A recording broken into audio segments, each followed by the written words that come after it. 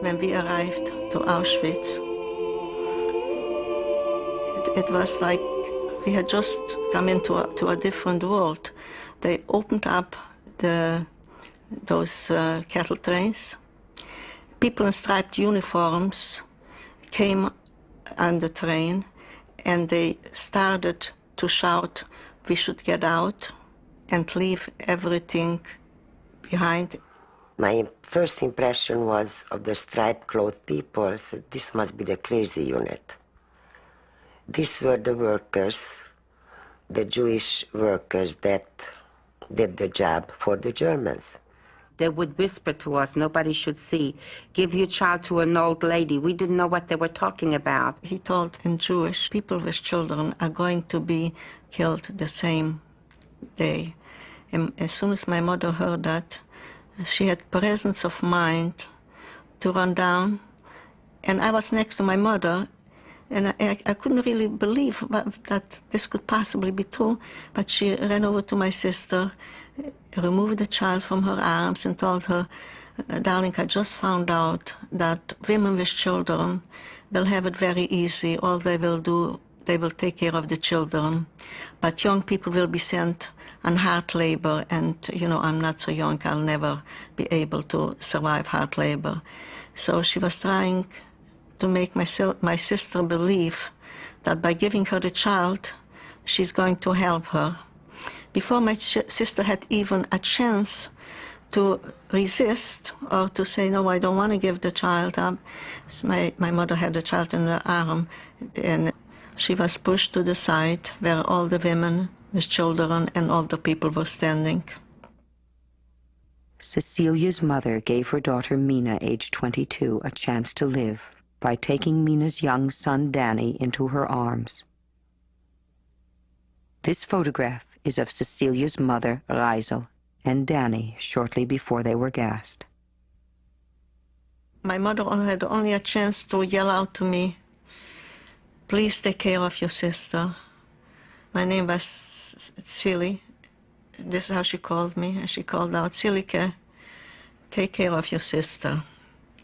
Because she knew the pain my sister will suffer when she'll find out where she took her grandson.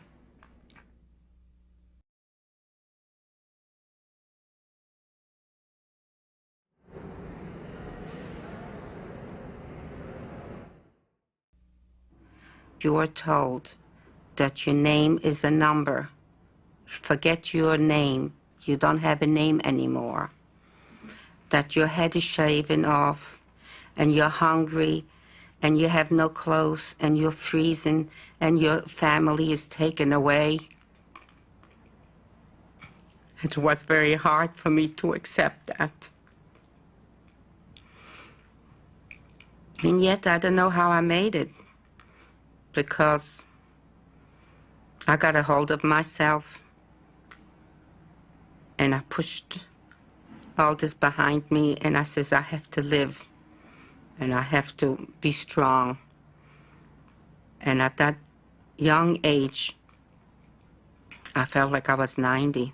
I felt I had a lifetime already in those 2 days that I arrived in Birkenau. Being faced with the crematorium and the smell of burning, that's all we could smell. But still not realize, not wanting to realize what we were in the midst of. That was the smell, talking about human smell. I can't describe it to you. It smelled even guilty, you know, how come I'm here? What kind of animal am I that I'm enduring all this? I must be an animal if I do. And that was like a resignation to me to go on. So, okay, God, you made me be an animal, because only the animals survive such things. Losing family, smelling human flesh and bones, and I'm still here, and I want to eat, and I want to survive. Okay, if that's what you want, I'll do it. When I was arrested by Gestapo, and I was in this camp, my mother, who was in Budapest at the time,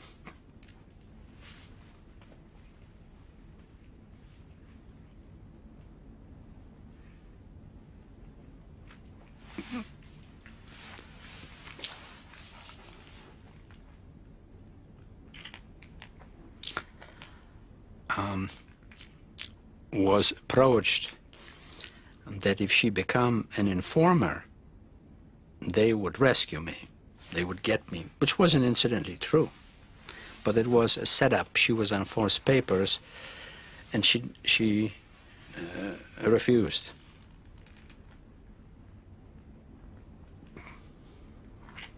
And I'm proud of it.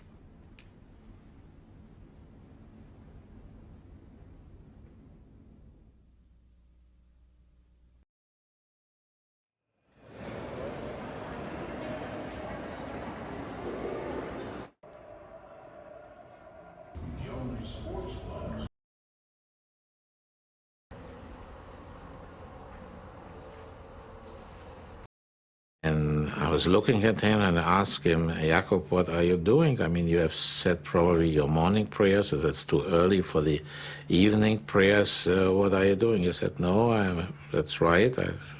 I say a special prayer to God. I said, what are you doing? He said, I'm praising God. I said, are you out of your mind?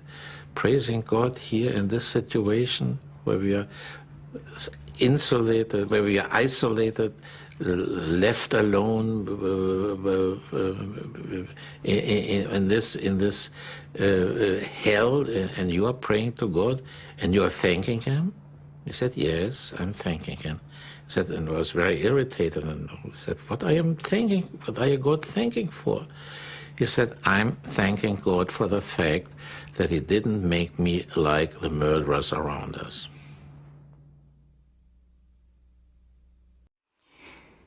In September, we were transferred from France into Kochendorf, which was a large salt mine, and it was a terrible, grueling work. And day of Yom Kippur, all of a sudden, the whole area of the salt mine became dark, completely dark. And we put our hammers down and sat down immediately. A little rest, at least a little rest. We thought it was God's will that on Yom Kippur, at least, you know, sending us something, darkness that we can rest. And one of the prisoners started chanting the Kol Nidre. And honestly, I can hear it. I can hear it now. Like, then the other one got into. And then another one. We were also about 60 to 80 persons around there. And we're sitting, and then even those who did not know the words, and they did not probably even know the melody, but they were humming along. And in a minute or two, the entire section was full of the Kol Nidre, the song of the Yom Kippur.